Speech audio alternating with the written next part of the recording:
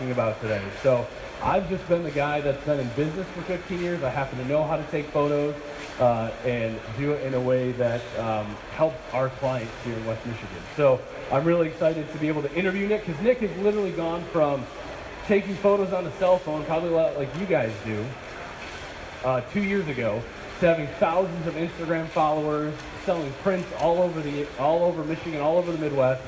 He had prints in Art Prize last year, and then also has stuff all over northern Michigan that are for sale in boutique retail locations.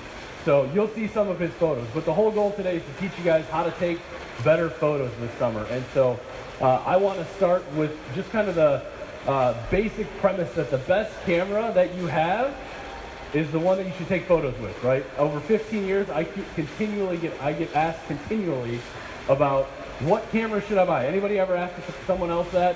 What camera should I buy? What should I do? Right? You've probably had that conversation at some point.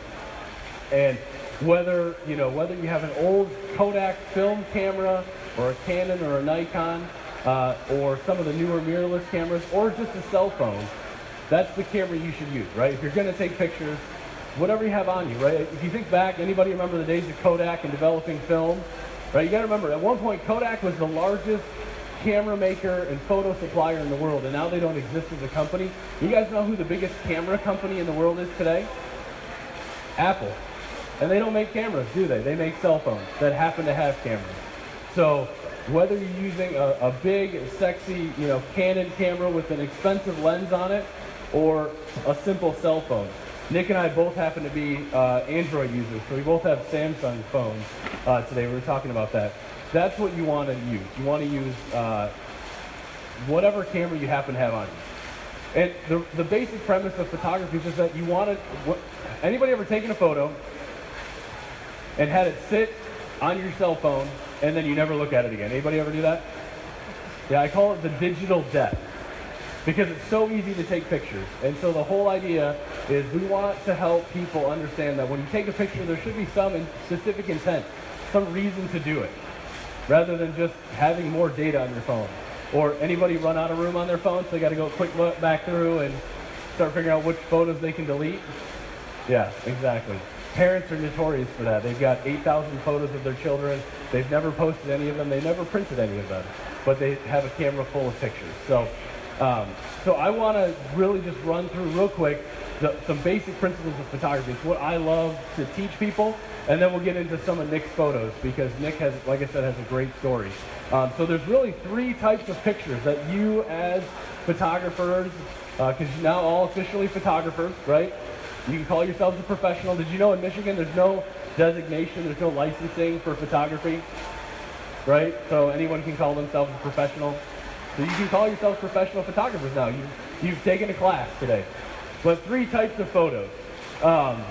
The first type is establishing wide-angle photos. I've got a photo here of when we traveled to Egypt, right? You guys, I would highly recommend a trip to Egypt. It's fantastic.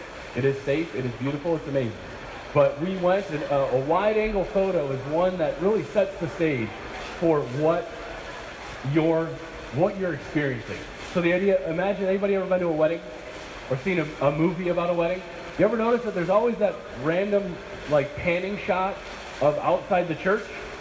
Because once you see that photo, you then know you're going to go inside the church, don't you?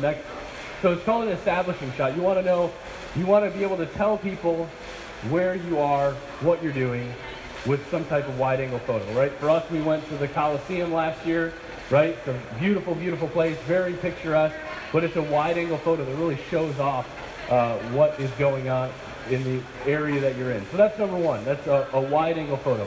The second type is a mid-range photo. Typically, it deals with people a lot of times, right? Again, for us, we had a great experience in Egypt, and so a mid-range photo typically conveys the message of who you're with.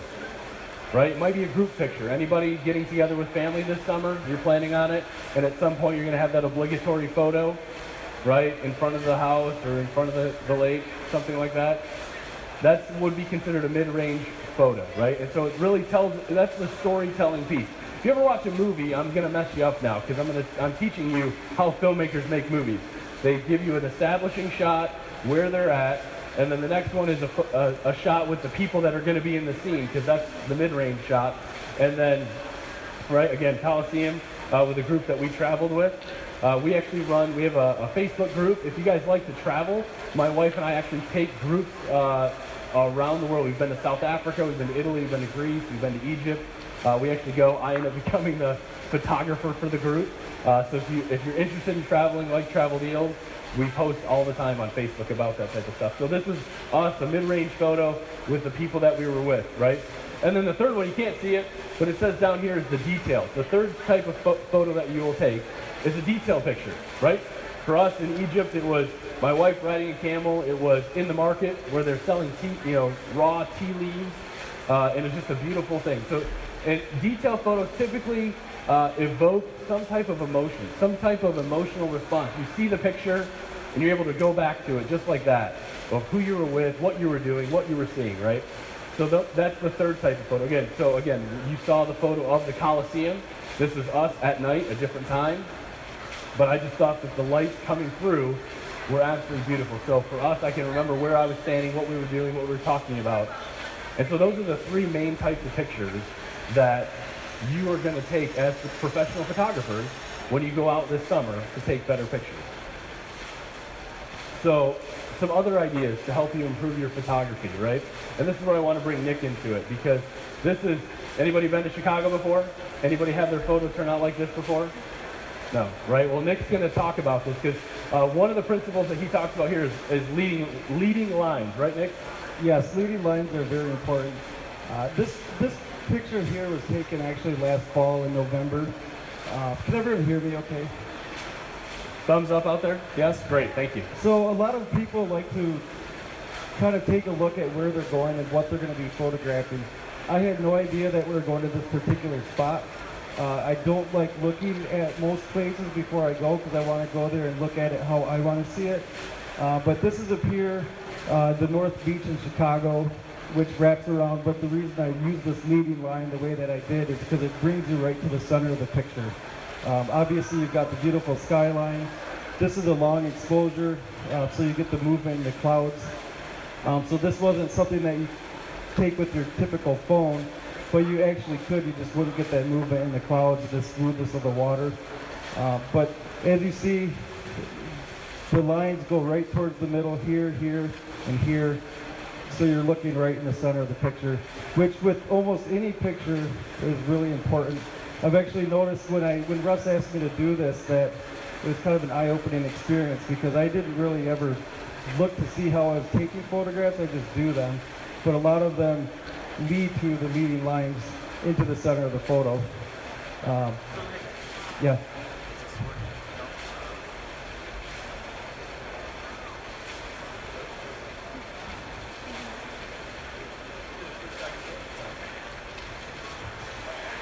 So Nick, talk about real quick just how 2 years ago you were taking photos on your camera or on your cell phone, and all of a sudden you transitioned into learning about leading lines and how it could improve your photography. A couple years ago, I was basically driving around. I'd snap a few shots with my phone here and there, do a simple Instagram edit, and all of a sudden people were noticing, and they're like, you know what, you have really good angle. What kind of camera are you using? Which leads back to the Russ thing. I say, well, it's my Samsung Galaxy, and everyone thought it was some fancy camera with some fancy lens, but it really wasn't. So that goes right along with the best camera is the one that you have with you. But that is exactly, as far as how the leading lines come into it, it's just something that I kind of adapted, but then I read into it after the fact, and it's just a style that I use. This one here is the same type of thing. You can see that it goes right to the center of the picture. This was actually at Silver Lake. Any of you guys ever been to the Macwoods Dune Rides? This is a project I did with Russ last summer. We took pictures in, 12, 13 counties, basically capturing a bunch of West Michigan counties.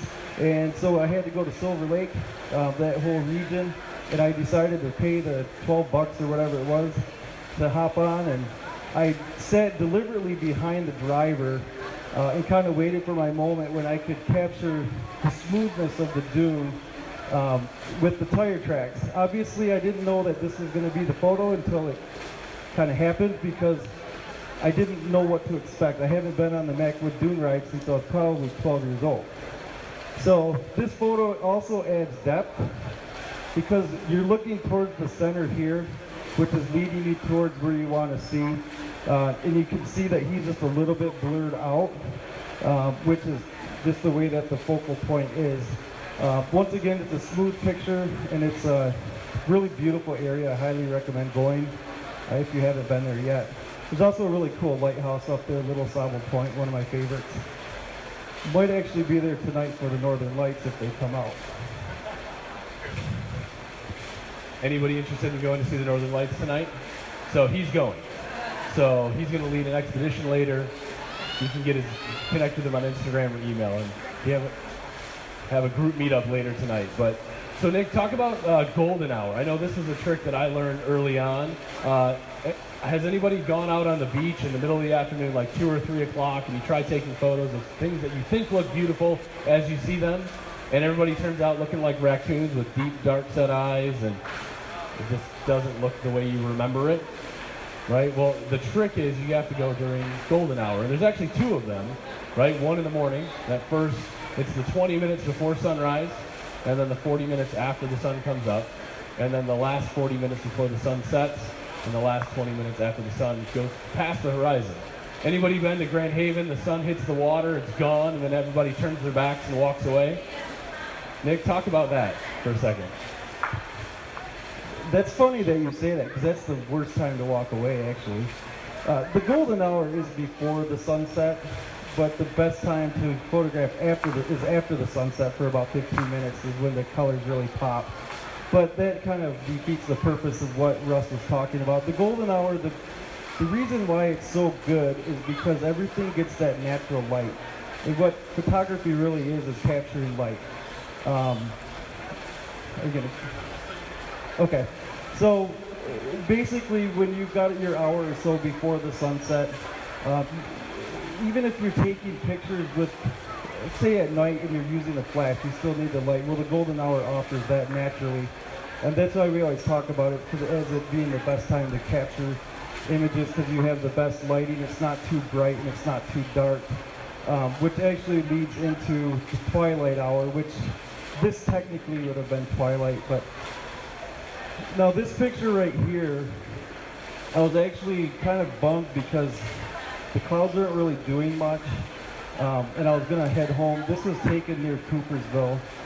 So I was just kind of driving around, and this barn caught my eye because the clouds were starting to turn. But as you can see, the light was coming from the sun, illuminating the grass. I used the depth of field right here because I'm focusing right on the barn. So this adds depth because your focal point is right here. And once again, it's towards the center. So what's that? Well, depth of field is basically how you're using your focal points to lead into where you want to see. For example, like I said, this is the focal point. This is blurred out, but it's giving you the illusion that you're looking in deep. So you're using different apertures with your camera. A lot of your cell phones, actually, if you're going to be using a cell phone, you could put your focus right here, and it's going to automatically blur this out. If you're using a camera, or actually with your phone, if you were to aim at these branches here, you'd see that those can go into focus, and then this would be blurred in the background. If you've ever seen those pictures where you've got someone up close and then the back is really blurry, we call that bokeh, and that's how you do that, is just with different apertures. But a lot of your phones, and even if on automatic mode, you can do that with your cameras. So here's another one with depth of field, and also light and golden hour. I shoot a lot of golden hour, predominantly because I have a day job and I get out afterwards. But the light is coming from back here. So what really caught my attention was the sun coming onto the tire tracks. But notice these are a little bit blurred out. It's because the focus is right in here. Once again, it's the center of the picture. So I've got golden hour, I've got the leading lines, I've got the center of focus, and I also left the car in this picture because that shows size. So there's another few elements in here. And also you've got the nice blue clouds. This is one of my favorite trees, Duck Lake. You ever been to Duck Lake? It's a great spot. So right back over this way is where the channel is. In this tree, the Lake Michigan's right over here. So you get some really cool storms coming off of there I've seen. It's just a really neat spot. So Nick, we were talking at lunch, and he has a very interesting way of figuring out the best spots to go. You guys ever maybe you're in Grand Rapids, maybe you're somewhere else in the West Michigan area, and you're wondering what is it like on the lake shore, right? Is it a good day to go to the beach? Is it going to be a good day to go see the sunset, right? So Nick, how do you figure out? What's your trick for figuring out where should you go? Should you go to Ludington, Muskegon, Grand Haven? Talk about that a little bit. Has anyone ever heard of the internet? There's webcams all over the place. So, for example, if you look at the webcam for Muskegon's Lighthouse, type in Muskegon Lighthouse, there's a cam for NOAA. And it shows you from above, and so you can see what the clouds are doing. You can see what the sunset's doing. It's pretty much live. I think that one is live. South Haven has one, Grand Haven has one, St. Joe has one. But believe it or not, if you're looking to go to like Muskegon, for example, it could be cloudy, whereas South Haven is sunny. Another thing I do is go to one of the local weather apps and look at the satellite. They're not always going to hold up because we live in West Michigan where the weather is pretty much, you don't know what it's going to be until you're actually standing under the clouds.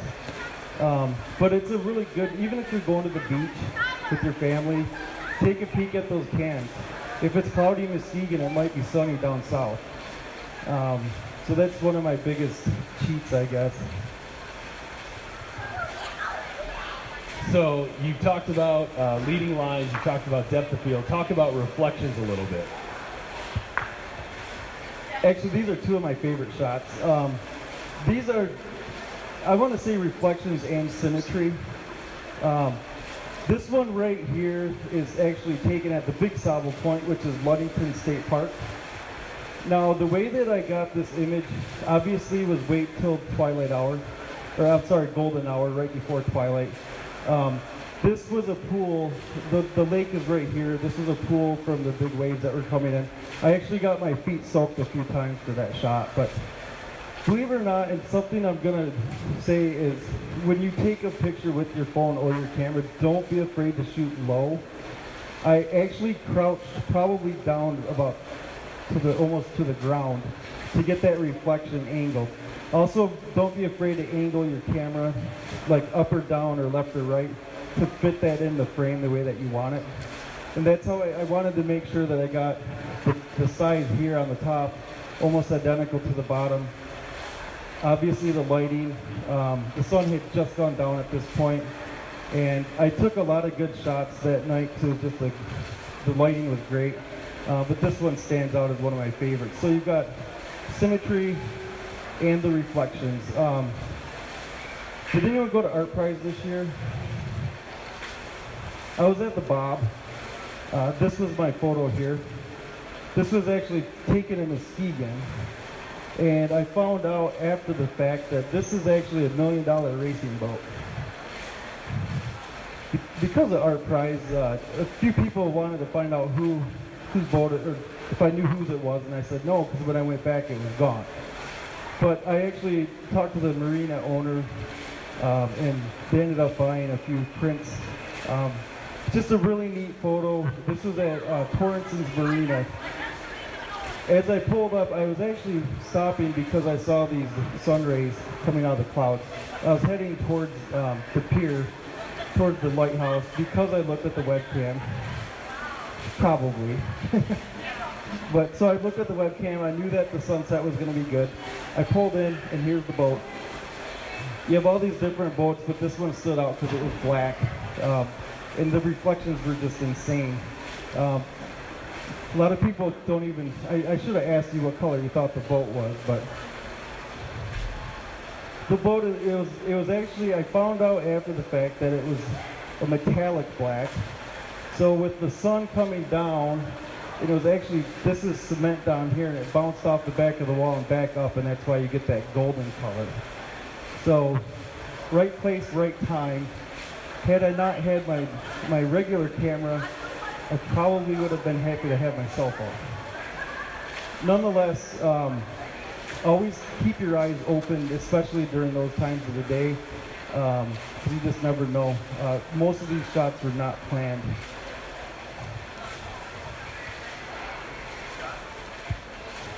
I just thought he had a question, since we're sharing a mic.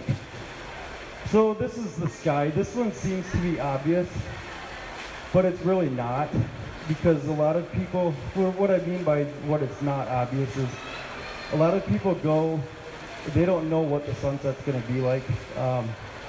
This literally turned the lake, the beach, everything pink and purple. I didn't think that was going to happen. This was actually taken right in the beginning for me. This was Grand Haven. The very, in fact, I didn't even notice this, but you can see the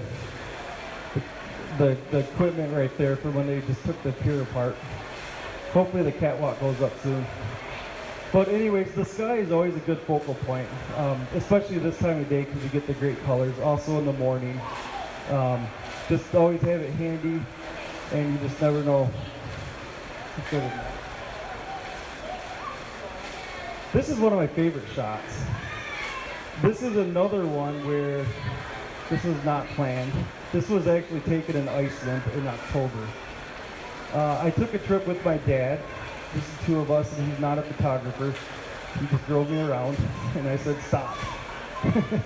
This one actually, we had some time to kill on our last day before we went to the airport, and I just looked at the map, saw a lighthouse, so I said, let's go to the lighthouse. And as we pulled up, he said, holy blank, look at the rainbow. And I actually have another picture where I ran back, but the rainbow's over the whole lake. But I like this one better because of the composition, but nonetheless, it just goes to prove, look at the sky. And keep your phone or your camera handy because you just never ever know. Iceland was a fantastic place. I didn't get to see the northern lights as much as I had liked. I did see them, but we saw lots of rainbows. The sun and the rain kind of comes and goes, especially in the fall. But once again, always look up. At night and in the morning, during the day, you just never know. Clouds are a pretty cool thing.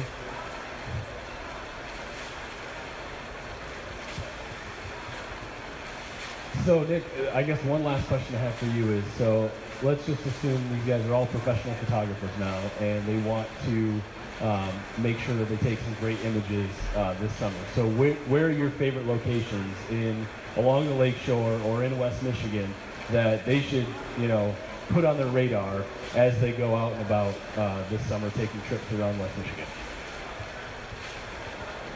Do you guys like lighthouses? Yes.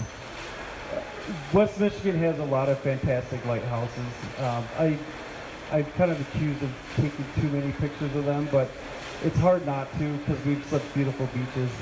But as far as my favorite place, I would have to say probably Ludington area. Or actually, I'm changing that. Probably Frankfurt. I like anywhere from Pentwater north because the water on Lake Michigan is like gem. It's like this really pretty blue-green. I was actually in Frankfurt yesterday.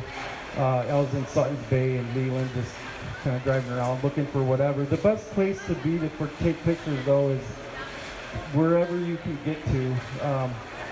Look at the radar to make sure you get the clouds or the sun that you want. But I think the most important thing is just to get out there and enjoy the beaches, especially here in West Michigan. So maybe one last question about perspective of how much time do you spend hiking in, hiking out, right? Does it seem like he does a lot of walking, a lot of traveling, and a lot of driving?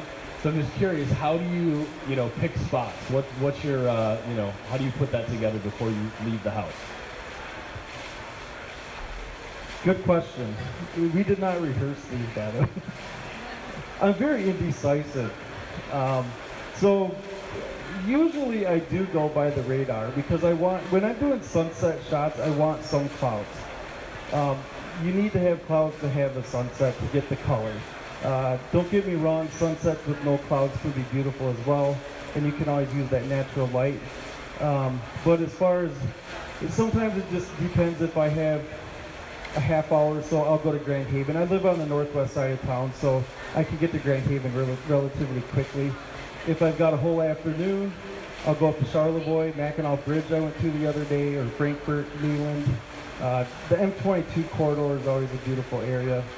And I was actually just invited to go up there to take pictures of some cherry blossoms soon, so I'm looking forward to that. So I guess it's kind of a tough question to answer. Well, I just have a couple more tips, and then we'd love to take questions. You know, we know that each person's story is unique in terms of what you're looking to get better at, so we're happy to take questions here before we end our session. But I guess 2 additional tips. So you've heard from Nick about leading lines and depth of field and utilizing the sky and the clouds and using reflections and symmetry to make your photos better, right? So the couple tips that I have is I've always been a believer. I was taught early on to listen for the noise. I happen to be a photographer that photographs people a lot. So as you can see in this image, we were in an Egyptian market. It's my wife who I was walking behind. I happened to see all this activity. It was very loud, and I just told her to stop, turn around, and look at the camera. So that's one big thing in my world is go where the noise is, right? Think about a wedding for a second. We photographed a lot. We photographed over 350 weddings in the last 15 years. And if there's noise, there's usually something going on, right? And so it's just a matter of kind of exploring that and figure out, using your ears to figure out the location that you should be going next. Obviously, it doesn't necessarily work with sunsets and lighthouses, but when it comes to people, right, I would imagine that you're either photographing sunsets or lighthouses or nature, or you're photographing your family that you're with on a trip. So just listen with your ears in terms of where the next spot is for your next photo. And then the second one is simply, I love teaching this little tip because most people want to have that great sunset photo, right? They want to be able to you typically have your cell phone out, you're taking that photo of the sunset on Lake Michigan somewhere, and you have a great picture, but there's no one in it. And you want to document, you want to show off to your friends that you had a great sunset on the lakeshore, right? And so what you do is you flip your camera around into selfie mode, and you turn your back like this. Imagine the sunset's over here. You turn your back like this, you take a photo, and you become a black blob. Anybody ever notice that? All right, do you know that there's that little hack, a little unknown hack that for some reason people don't do? But what you do is if you're with someone else, usually it's my wife and I out on the lakeshore, right? You're probably with someone. And so if I'm the one holding the camera, what I have my wife do is I have her pull out her cell phone, and I have her turn on the flashlight. And I have her turn the flashlight, so if I'm here like this, she'll be here on this side with the flashlight shining it in our faces. Because what it allows us to do is it allows us to balance the light on our face with the brightness that is behind our backs. I heard yesterday that it's a technique that Kim Kardashian uses a lot for photos. I didn't know that happened, but we actually figured this out about 5 years ago. We'd gone to Chicago. Anybody been to Chicago before in the downtown area? We went to the Hancock Center. Anybody been to the Hancock Center? The Signature Lounge, this is not an advertisement, but if you haven't been to the Hancock Center, the Signature Lounge on the 95th floor is one of the most amazing places to see the city of Chicago. It's they have a restaurant up there on the 94th floor, but the 95th floor it's basically a little bar, and you can go and you can have $10 cocktails or a $10 beer. It's fine, but it doesn't cost anything to go like it would to the top of the building. And you can go and you can sit right on the glass wall, 95 floors above Chicago, and you can look out. And I highly recommend you do it at night, because you'll be amazed at how much light Chicago puts out. And so for us, we were there, and it was a beautiful night and a beautiful scene, and we just thought, let's take a quick picture. And so we decided to do that, and we were black blobs. And we figured out, my wife actually said, hey, let's turn the flashlight on and figure out if we could make that work. And so we did. So we had a photo of us with the beautiful Chicago skyline behind us. And so whether you're doing that on the lakeshore with a beautiful sunset or in a city, like we did, it'll work for you. And so hopefully some of these tips have helped. Hopefully you'll be able to take your photos to the next level this summer. and create some beautiful, beautiful images and beautiful memories. And I guess the last thing I'd love to ask Nick is, we were talking at lunch about printing photos. So who in the last year has printed photos and put them on your wall? Ooh, it's not a good percentage. So Nick, when you first started, you told me that you had printed a fairly large print, and it was something that you printed, put on your wall, and it was a really big turning point in terms of why printing photos was such a big deal in your mind. So maybe you would tell them a little bit about that story. Well, first of all, I do want to mention that Russ takes pictures of people a lot. And I take pictures of trees and lighthouses and beaches and sunsets because they don't tell me they're ugly, or they don't say you got my bad side. But anyways, I think the most rewarding part about, I guess, transitioning from taking cell phone pics to a camera was when I got my first 24 by 36 metal print. And I saw how clear it looked and how great it looked on the wall. It's kind of a rewarding thing. So if you guys take pictures, generally on a cell phone, you can still get a decent 8 by 10 printed out if you're not zoomed in too far. But if you take it with the camera, even if you print them small, print your pictures, because it is a rewarding experience, especially if you put them on a nice frame. Or try the metal prints. You don't have to deal with framing them or matting them. That's what I prefer to actually sell. But nonetheless, print your stuff. Otherwise, like Russ said in the beginning, they might sit on your phone. They get buried by all these other pictures or screenshots or whatever else you take. And just one last tip. So the idea of we live in a world that's very digital, right? And you're taking photos on your phone. Anybody have a phone break on them before? You drop it in the water, gets wet, you ruin it. Imagine you have maybe a son or a daughter or a friend who's got 2-3 years of photos on their phone, and then they drop the phone and it breaks, and they didn't back up their photos. Right? Anybody Amazon Prime members in here? You guys have Amazon Prime account? Did you know Amazon allows you to upload all of you get unlimited photo storage on their service? Did you know that? So I have it set up on my cell phone. I had downloaded the Amazon Prime Photo app. You download it, you log into your account, and you're able to, whenever you're connected to Wi-Fi, your phone will automatically upload all your photos to the cloud. You don't have to do anything. It just uploads automatically. Because imagine that person drops their phone. That's 3 years of their life. That's no longer documented. It's gone. It's not a backup of it. Imagine that down the road, right? It's not a happy story for a lot of people. And it's something we don't talk a lot about today. So with that, I'd love to answer questions. We'd love to answer questions if you have any. I'm going to start up front here.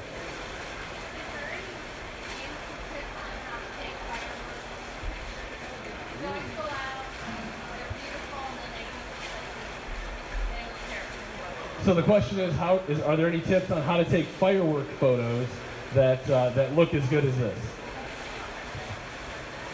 That was my second try. So what I did here, you need a tripod because you're doing a long exposure. And when you're doing a long exposure, it has to be still. When you get the, okay. So when you're doing a long exposure, basically, as these lights shoot up, it's recording the light, and everything else is pretty much staying the same. So what I did here was I actually did this on the tripod, and I adjusted my aperture so that and I could talk to you about this later. I adjusted it to a 5.6 so that it's not too thin and it's not too wide. But I used my remote when I heard the fireworks go boom, boom, boom. I hit the remote, and I waited for them to explode, and then I let go. Because otherwise you get a lot of half ones exploding. Or if you do like a 30-second or a 15-second on your camera, which is like an automatic setting, it can go halfway in, and it's just, they don't look as good. Now, not every one of them was this good. I took probably 35, and I actually, no, I went through and I edited about 6 or 8 that I would print. And I've actually printed 5 of them. So I did one in black and white. They're fun shots. Technically you can do it on a cell phone. All of your cell phones have a pro mode, which you'd have to look at I've never personally done it, but I've seen it done. If you swipe over and it goes to pro mode, and you can do your shutter speed and your ISO and all of your settings that you'd have on a professional camera. But you'd also still need a tripod. That's the most important thing. And the best place to go learn settings on a cell phone, like whatever you specifically have, so you have an iPhone 8 or Samsung S8, go to YouTube, type in how to change photo settings, and you'll get a 7-minute video. And you can watch it 4 or 5 times, and it'll make life so much simpler. So does that answer your question? All right, so I saw a hand here. Sure, you were talking about Amazon Photo. Yeah. Okay, that's fine. So number one, you can't picture the Amazon Photo, right? Does that mean that you're authorized to Amazon? So the first, he's asking about Amazon for here. There's not sitting here, as a proponent of Amazon, simply letting people know. So number one, yes, you have to continue to subscribe to their service, which I think that's the whole point. But number two, they do not have access to utilize your photos. So it's your data is your data. Google Photos is free. I think you're up to 3, I think you get 5 gigabytes of data, something like that. At the end of the day, just have something backing up your system, right? As a photographer, I keep 4 copies for my clients of everything. I keep raw images that have never been touched on one separate hard drive. I keep raw and edited photos on a separate hard drive, a second hard drive, and then I keep edited photos on the cloud. So I have technically 4 full copies, 3 edited copies for all my clients. So I saw a hand over here. Tell me about the metal frames. I got here late. Sure, metal frame. Where you get them? I'll have you talk to Nick after the presentation specifically about that. He was asking about metal frames. Where does he get metal? Where can he get metal prints made? Nick can answer that specifically for you afterwards. I saw a hand, gentlemen. Yeah. What kind of software? Yeah. So the question is, what kind of photo software are we using? So originally, Nick, I don't want to speak for you, but I think you were just using your cell phone when you first started. For me, I started off using Adobe Photoshop, and now 99% of photographers have moved to Adobe Lightroom. So those two in combination are the software systems that we use to edit. Yeah, he's Lightroom only. So other questions? Yes, sir. What kind of equipment do we use to print on at home? Is that what you're asking? I actually don't print photos at home. There's 2 local labs here that are actually known nationwide. One's called ProLab Express, the other one's Color Inc. They're both owned by former photographers, and they do a great job. Nick, where do you print at? Another local lab is Photo Evo, does a good job. And as far as the metal prints, you can actually get those at most of the local labs have them, or if you go online, just type in aluminum. So these are actually aluminum prints. Type in metal print or aluminum print and go ahead and price shop it and see what you come up with. But the local people all do a really good job.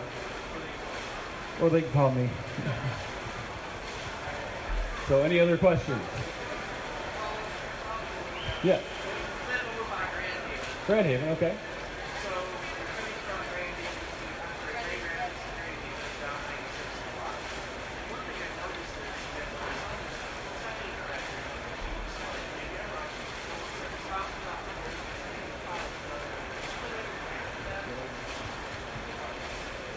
He lives by in Grand Haven and says that when he's driving towards Grand Haven on the highway, it looks like the sun is bouncing off the lake and back to the clouds. Now, this is actually something that Russ and I talked about at lunch. There's something out on the beach called the Sunset Killer. I named this cloud that. There's oftentimes a cloud that sits out a mile or 2, and you'll see it. You can't really see it well on the cameras, but sometimes you'll watch the sun and all of a sudden it disappears, and then you see that dark cloud. It's usually when the water or the air is warmer and it's condensation or whatever. But I always say when you have a strong cold front, the best sunsets that you get, you'll have a gap between the lake and the clouds. And when that sun comes below that, it does come off the water and it reflects back towards the actual clouds underneath. And that's when you're going to get like that pink sunset.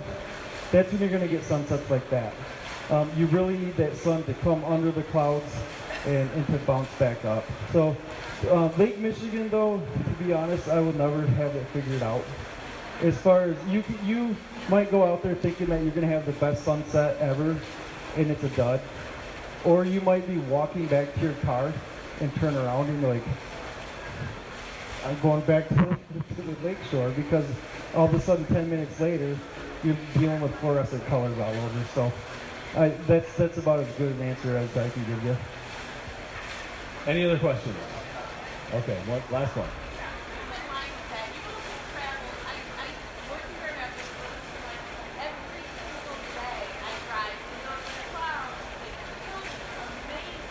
Yeah, we live in Michigan. It's amazing.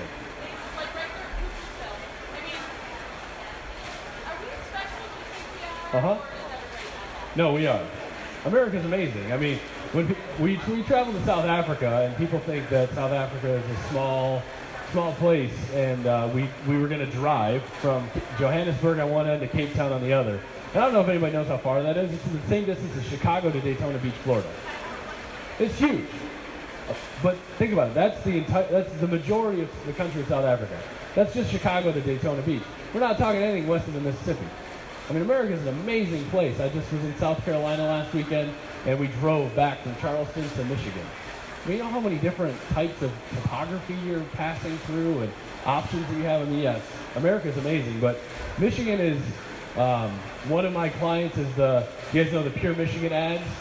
So Nick gets featured by them. So seriously, Nick's, here, if you guys are on Instagram or you want to connect with Nick, his contact info is on the TV. Seriously. His stuff gets picked up by Pure Michigan and all those different folks around the state. For myself, I actually photographed some of the events that they put on. And when I go to those events, there are people that fly in from Germany and from China and from Brazil and from Mexico. Because they are sending tourists to West Michigan. Because Michigan is that amazing. I mean, we live in an amazing state. We get to take amazing photos of it. So I've actually talked with a guy, and I was in Holland a month and a half ago. He came from Montana because he wanted to do the lighthouses in the ice. Unfortunately, actually, this was in January before we really had any snow, so it's kind of strange that we had such a warm winter to start, and then it turned into, well, you know. I've actually talked to someone from Germany. I've taken photos of people from Holland on the North Pier in Grand Haven, which is surprising. Country. So yeah, we get people from all over, and there's a big reason for it.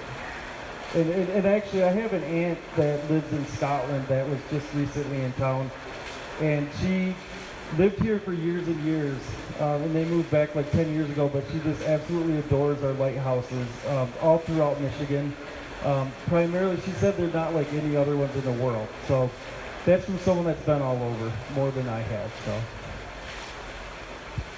our contact info is here. We're happy to stick around to answer questions if you have things one-on-one you'd like to talk about.